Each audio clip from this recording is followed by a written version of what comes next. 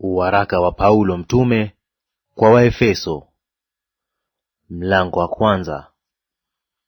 Paulo mtume wa Kristo Yesu kwa mapenzi ya Mungu, kwa watakatifu wote walioko Efeso wanaomwamini Kristo Yesu.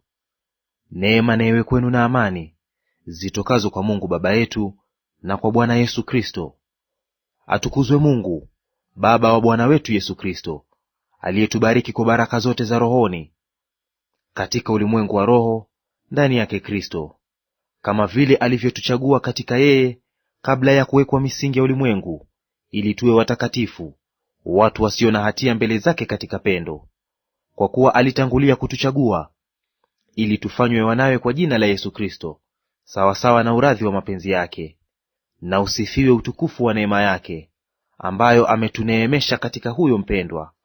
Katika yeye huyo, kwa damu yake, tunao ukombozi wetu, masamaha ya dhambi, sawasawa na wingi wa neema yake. Naye alituzidishia hiyo katika hekima yote na ujuzi, akiisha kutujulisha siri ya mapenzi yake, sawasawa na uradhi wake, aliyokusudia katika yeye huyo, yaani kuleta madaraka ya wakati mkamilifu, atavijumlisha vitu vyote katika Kristo, vitu vya mbinguni na vitu vya duniani pia. Naam, katika yeye huyo. Na ndani yake sisi nasi tulifanywa urithi, huku tukichaguliwa tangu awali sawasawa na kusudi lake yeye, ambaye hufanya mambo yote kwa shauri la mapenzi yake. Nasi katika huyo tupate kuwa sifa ya utukufu wake, sisi tuliotangulia kumweka Kristo tumaini letu. Nanyi pia katika huyo mmekwisha kulisikia neno la kweli, habari njema za wokovu wenu. Tena mmekwisha kumwamini yeye na kutiwa muhuri na Roho yule wa ahadi, aliye Mtakatifu. Ndiye aliye arabuni ya urithi wetu, ili kuleta ukombozi wa milki yake, kuwa sifa ya utukufu wake. Kwa sababu hiyo mimi nami, tangu nilipopata habari za amani yenu katika Bwana Yesu na pendo lenu kwa watakatifu wote, siachi kutoa shukrani kwa ajili yenu, nikiwakumbuka katika sala zangu. Mungu wa Bwana wetu Yesu Kristo, Baba wa utukufu, awape ninyi roho ya hekima na ya ufunuo katika kumjua yeye. Macho ya mioyo yenu yatiwe nuru, mjue tumaini la mwito wake jinsi lilivyo, na utajiri wa utukufu wa urithi wake katika watakatifu jinsi ulivyo, na ubora wa ukuu wa uweza wake ndani yetu tuaminio jinsi ulivyo, kwa kadiri ya utendaji wa nguvu za uweza wake, aliyotenda katika Kristo alipomfufua katika wafu, akamweka mkono wake wa kuume katika ulimwengu wa roho, juu sana kuliko ufalme wote na mamlaka na nguvu na usultani na kila jina litajwalo, wala si ulimwenguni humu tu, bali katika ule ujao pia. Akavitia vitu vyote chini ya miguu yake, akamweka awe kichwa juu ya vitu vyote kwa ajili ya kanisa, ambalo ndilo mwili wake, ukamilifu wake, anayekamilika kwa vyote katika vyote. Mlango wa pili. Nanyi mlikuwa wafu kwa sababu ya makosa na dhambi zenu, ambazo mliziendea zamani kwa kuifuata kawaida ya ulimwengu huu, na kwa kumfuata mfalme wa uwezo wa anga, roho yule atendaye kazi sasa katika wana wa kuasi, ambao zamani sisi sote nasi tulienenda kati yao katika tamaa za miili yetu, tulipoyatimiza mapenzi ya mwili na ya nia, tukawa kwa tabia yetu watoto wa hasira kama na hao wengine. Lakini Mungu, kwa kuwa ni mwingi wa rehema, kwa mapenzi yake makuu aliyotupenda, hata katika wakati ule tulipokuwa wafu kwa sababu ya makosa yetu, alituhuisha pamoja na Kristo, yaani tumeokolewa kwa neema.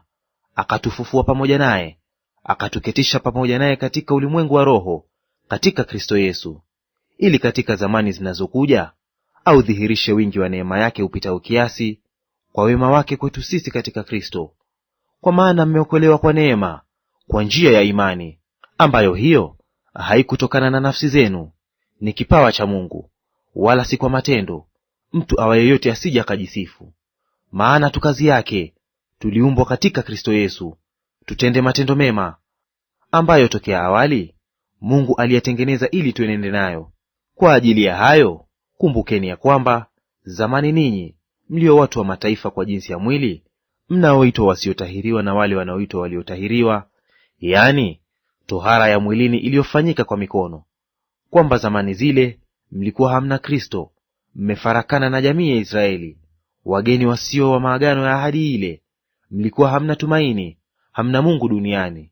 Lakini sasa katika Kristo Yesu Ninyi mliokuwa mbali hapo kwanza, mmekuwa karibu kwa damu yake Kristo, kwa maana yeye ndiye amani yetu, aliyetufanya sisi sote tuliokuwa wawili kuwa mmoja, akakibomoa kiambaza cha kati kilichotutenga, naye akiisha kuondoa ule uadui kwa mwili wake, ndiyo sheria ya amri zilizo katika maagizo, ili afanye hao wawili kuwa mtu mpya mmoja ndani ya nafsi yake, akafanya amani, akawapatanisha wote wawili na Mungu katika mwili mmoja kwa njia ya msalaba, akiisha kuufisha ule uadui kwa huo msalaba.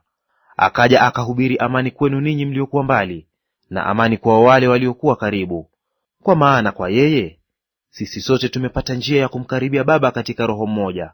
Basi tangu sasa ninyi si wageni wala wapitaji, bali ninyi ni wenyeji pamoja na watakatifu, watu wa nyumbani mwake Mungu, mmejengwa juu ya msingi wa mitume na manabii, naye Kristo Yesu mwenyewe ni jiwe kuu la pembeni. Katika yeye jengo lote linaungamanishwa vyema na kukaa hata liwe hekalu takatifu katika Bwana. Katika yeye ninyi nanyi mnajengwa pamoja kuwa maskani ya Mungu katika Roho. Mlango wa tatu. Kwa sababu hiyo mimi Paulo ni mfungwa wake Kristo Yesu kwa ajili yenu ninyi mataifa, ikiwa mmesikia habari ya uwakili wa neema ya Mungu niliyopewa kwa ajili yenu, ya kwamba kwa kufunuliwa nalijulishwa siri hiyo, kama nilivyotangulia kuandika kwa maneno machache. Kwa hayo myasomapo mtaweza kuutambua ufahamu wangu katika siri yake Kristo. Siri hiyo hawakujulishwa wanadamu katika vizazi vingine, kama walivyofunuliwa mitume wake watakatifu na manabii zamani hizi katika Roho, ya kwamba mataifa ni warithi pamoja nasi wa urithi mmoja na wa mwili mmoja, na washiriki pamoja nasi wa ahadi yake iliyo katika Kristo Yesu kwa njia ya Injili. Injili hiyo ambayo nalifanywa mhudumu wake kwa kadiri ya kipawa cha neema ya Mungu niliyopewa kwa kadiri ya utendaji wa uweza wake, mimi niliye mdogo kuliko yeye aliye mdogo wa watakatifu wote, nalipewa neema hii ya kuwahubiri mataifa utajiri wake Kristo usiopimika, na kuwaangazia watu wote wajue habari za madaraka ya siri hiyo, ambayo tangu zamani zote ilisitirika katika Mungu aliyeviumba vitu vyote, ili sasa kwa njia ya kanisa hekima ya Mungu iliyo ya namna nyingi ijulikane na falme na mamlaka katika ulimwengu wa roho, kwa kadiri ya kusudi la milele alilolikusudia katika Kristo Yesu Bwana wetu. Katika yeye tunao ujasiri na uwezo wa kukaribia katika tumaini kwa njia ya kumwamini. Basi naomba msikate tamaa kwa sababu ya dhiki zangu kwa ajili yenu, zilizo utukufu kwenu. Kwa hiyo nampigia Baba magoti, ambaye kwa jina lake ubaba wote wa mbinguni na wa duniani unaitwa, awajalieni kwa kadiri ya utajiri wa utukufu wake kufanywa imara kwa nguvu kwa kazi ya Roho wake katika utu wa ndani, Kristo akaye mioyoni mwenu kwa amani, mkiwa na shina na msingi katika upendo, ili mpate kufahamu pamoja na watakatifu wote jinsi ulivyo upana na urefu na kimo na kina, na kuujua upendo wake Kristo upitao ufahamu, kwa jinsi ulivyo mwingi, mpate kutimilika kwa utimilifu wote wa Mungu. Basi atukuzwe yeye awezaye kufanya mambo ya ajabu mno kuliko yote tunayoyaomba au tuyawazayo, kwa kadiri ya nguvu itendayo kazi ndani yetu. Naam, atukuzwe katika kanisa na katika Kristo Yesu hata vizazi vyote vya milele na milele. Amina. Mlango wa 4. Kwa hiyo nawasihi mimi niliyemfungwa katika Bwana, mwenende kama inavyoustahili wito wenu mlioitiwa, kwa unyenyekevu wote na upole, kwa uvumilivu, mkichukuliana katika upendo, na kujitahidi kuuhifadhi umoja wa Roho katika kifungo cha amani, mwili mmoja na roho mmoja, kama na mlivyoitwa katika tumaini moja la wito wenu. Bwana mmoja, imani moja, ubatizo mmoja, Mungu mmoja, naye ni Baba wa wote, aliye juu ya yote na katika yote na ndani ya yote. Lakini kila mmoja wetu alipewa neema kwa kadiri ya kipimo cha kipawa cha Kikristo. Hivyo husema, alipopaa juu aliteka mateka, akawapa wanadamu vipawa. Basi neno hilo alipaa, maana yake nini, kama siyo kusema kwamba yeye naye alishuka mpaka pande zilizo chini za nchi? Naye aliyeshuka ndiye yeye aliyepaa juu sana kupita mbingu zote, ili avijaze vitu vyote.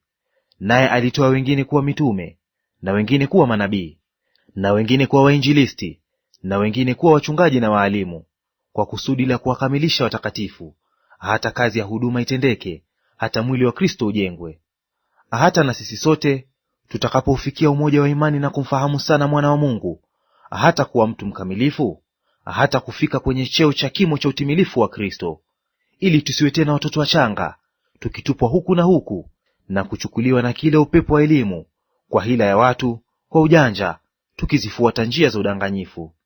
Lakini tuishike kweli katika upendo na kukua, hata tumfikie yeye katika yote, yeye aliye kichwa, Kristo. Katika yeye mwili wote ukiungamanishwa na kushikanishwa kwa msaada wa kila kiungo, kwa kadiri ya utendaji wa kila sehemu moja moja, huukuza mwili upate kujijenga wenyewe katika upendo. Basi nasema neno hili tena, nashuhudia katika Bwana, tangu sasa msienende kama mataifa waenendavyo katika ubatili wa nia zao, ambao akili zao zimetiwa giza, nao wamefarikishwa na uzima wa Mungu kwa sababu ya ugumu wa mioyo yao, ambao wakiisha kufa ganzi wanajitia katika mambo ya ufisadi, wapate kufanyiza kila namna ya uchafu kwa kutamani. Bali ninyi sivyo mlivyojifunza Kristo, ikiwa mlimsikia mkafundishwa katika yeye, kama kweli ilivyo katika Yesu, mvue kwa habari ya mwenendo wa kwanza utu wa zamani, unaoharibika kwa kuzifuata tamaa zenye kudanganya, na mfanywe wapya katika roho ya nia zenu, mkavae utu upya ulioumbwa kwa namna ya Mungu katika haki ya utakatifu wa kweli. Basi uvueni uongo, mkasamehe kweli kila mtu na jirani yake, kwa maana tu viungo, kila mmoja kiungo cha wenzake. Mwe na hasira, ila msitende dhambi. Jua lisichwe na uchungu wenu bado haujawatoka, wala msimpe Ibilisi nafasi. Mwibaji asiibe tena, bali afadhali afanye juhudi, akitenda kazi iliyo nzuri kwa mikono yake mwenyewe, apate kuwa na kitu cha kumgawia mhitaji. Neno lolote lililo ovu lisitoke vinywani mwenu, bali lililo jema la kumfaa mwenye kuhitaji, ili liwape neema wanaosikia.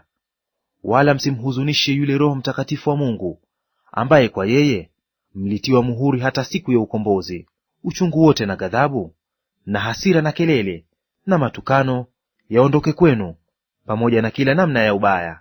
Tena iweni wafadhili ninyi kwa ninyi, wenye huruma, mkasameheane kama na Mungu katika Kristo alivyowasamehe ninyi. Mlango wa 5. Hivyo mfuateni Mungu kama watoto wanaopendwa, mkaenende katika upendo, kama Kristo naye alivyowapenda ninyi, tena akajitoa kwa ajili yetu, sadaka na dhabihu kwa Mungu, kuwa harufu ya manukato. Lakini uasherati usitajwe kwenu kamwe, wala uchafu wowote wa kutamani, kama iwastahilivyo watakatifu, wala aibu, wala maneno ya upuzi, wala ubishi; hayo hayapendezi, bali afadhali kushukuru. Maana neno hili mnajua hakika, ya kwamba hakuna mwasherati, wala mchafu, wala mwenye tamaa ndiye mwabudu sanamu, aliye na urithi katika ufalme wa Kristo na Mungu. Mtu asiwadanganye kwa maneno yasiyo na maana, kwa kuwa kwa sababu ya hayo hasira ya Mungu huwajia wana wa uasi. Basi msishirikiane nao. Kwa maana zamani ninyi mlikuwa giza, bali sasa mmekuwa nuru katika Bwana. Enendeni kama watoto wa nuru, kwa kuwa tunda la nuru ni katika wema wote na haki na kweli, mkihakiki ni nini impendezayo Bwana. Wala msishirikiane na matendo yasiyozaa ya giza, bali myakemee. Kwa kuwa yanayotendeka kwao kwa siri ni aibu hata kuyanena, lakini yote yaliyokemewa hudhihirishwa na nuru. Maana kila kilichodhihirika ni nuru. Hivyo husema, amka wewe usinziaye, ufufuke katika wafu, na Kristo atakuangaza. Basi angalieni sana jinsi mnavyoenenda, si kama watu wasio na hekima, bali kama watu wenye hekima, mkiukomboa wakati, kwa maana zamani hizi ni za uovu. Kwa sababu hiyo msiwe wajinga, bali mfahamu ni nini yaliyo mapenzi ya Bwana. Tena msilewe kwa mvinyo, ambamo mna ufisadi, bali mjazwe Roho, mkisemezana kwa zaburi na tenzi na nyimbo za rohoni, huku mkiimba na kumshangilia Bwana mioyoni mwenu, na kumshukuru Mungu Baba siku zote kwa mambo yote katika jina lake Bwana wetu Yesu Kristo, hali mnanyenyekeana katika kichwa cha Kristo. Enyi wake, watiini waume zenu kama kumtii Bwana wetu. Kwa maana mume ni kichwa cha mke, kama Kristo naye ni kichwa cha kanisa, naye ni mwokozi wa mwili. Lakini kama vile kanisa limtiivyo Kristo, vivyo hivyo wake nao wawatii waume zao katika kila jambo. Enyi waume, wapendeni wake zenu, kama Kristo naye alivyolipenda kanisa, akajitoa kwa ajili yake, ili makusudi alitakase na kulisafisha kwa maji katika neno, apate kujiletea kanisa tukufu, lisilo na ila wala kunyanzi wala lolote kama hayo, bali liwe takatifu, lisilo na mawaa. Vivyo hivyo imewapasa waume nao kuwapenda wake zao kama miili yao wenyewe. Ampendaye mkewe hujipenda mwenyewe. Maana hakuna mtu anayeuchukia mwili wake popote, bali huulisha na kuutunza, kama Kristo naye anavyolitendea kanisa, kwa kuwa tu viungo vya mwili wake. Kwa sababu hiyo mtu atamwacha baba yake na mama yake, ataambatana na mkewe, na hao wawili watakuwa mwili mmoja. Siri hiyo ni kubwa, ila mimi nanena habari ya Kristo na kanisa. Lakini kila mtu ampende mke wake kama nafsi yake mwenyewe, wala mke asikose kumstahi mumewe. Mlango wa 6. Enyi watoto, watiini wazazi wenu katika Bwana, maana hii ndiyo haki. Waheshimu baba yako na mama yako. Amri hii ndiyo amri ya kwanza yenye ahadi, upate heri, ukae siku nyingi katika dunia. Nanyi akina baba, msiwachokoze watoto wenu, bali waleeni katika adabu na maonyo ya Bwana. Enyi watumwa, watiini walio bwana zenu kwa jinsi ya mwili, kwa hofu na kutetemeka, kwa unyofu wa moyo, kana kwamba ni kumtii Kristo, wala si kwa utumwa wa macho tu, kama wajipendekezao kwa wanadamu, bali kama watumwa wa Kristo, mkitenda yampendezayo Mungu kwa moyo, kwa nia njema, kama kumtumikia Bwana wala si mwanadamu, mkijua ya kuwa kila neno jema alitendalo mtu atapewa lilo hilo na Bwana, kwamba ni mtumwa au kwamba ni huru. Nanyi akina bwana, watendeeni wao yayo hayo, mkiacha kuwaogofya, huku mkijua ya kuwa yeye aliye Bwana wao na wenu yuko mbinguni, wala kwake hakuna upendeleo. Hatimaye mzidi kuwa hodari katika Bwana na katika uweza wa nguvu zake. Vaeni silaha zote za Mungu, mpate kuweza kuzipinga hila za Shetani. Kwa maana kushindana kwetu sisi si juu ya damu na nyama, bali ni juu ya falme na mamlaka, juu ya wakuu wa giza, juu ya majeshi ya pepo wabaya katika ulimwengu wa roho. Kwa sababu hiyo twaeni silaha zote za Mungu, mpate kuweza kushindana siku ya uovu, na mkiisha kuyatimiza yote, kusimama. Basi simameni, hali mmejifunga kweli viunoni, na kuvaa dirii ya haki kifuani, na kufungiwa miguu tayari tupatao kwa injili ya amani. Zaidi ya yote mkiitwaa ngao ya imani, ambayo kwa hiyo mtaweza kuizimisha mishale yote yenye moto ya yule mwovu. Tena ipokeeni chepeo ya wokovu na upanga wa Roho, ambao ni neno la Mungu, kwa sala zote na maombi mkisali kila wakati katika Roho, mkikesha kwa jambo hilo na kudumu katika kuwaombea watakatifu wote. Pia na kwa ajili yangu mimi, nipewe usemi kwa kufumbua kinywa changu, ili niihubiri kwa ujasiri ile siri ya Injili, ambayo kwa ajili yake mimi ni mjumbe katika minyororo, hata nipate ujasiri katika huyo kunena jinsi inipasavyo kunena. Basi ninyi nanyi mpate kuzijua habari zangu ni hali gani. Tikiko, ndugu mpendwa, mhudumu mwaminifu katika Bwana, atawajulisheni mambo yote, ambaye nampeleka kwenu kwa kusudi lilo hilo, mpate kuzijua habari zetu, naye awafariji mioyo yenu. Amani na iwe kwa ndugu na pendo pamoja na imani zitokazo kwa Mungu Baba na kwa Bwana Yesu Kristo. Neema na iwe pamoja na wote wampendao Bwana wetu Yesu Kristo, katika hali ya kutokuharibika.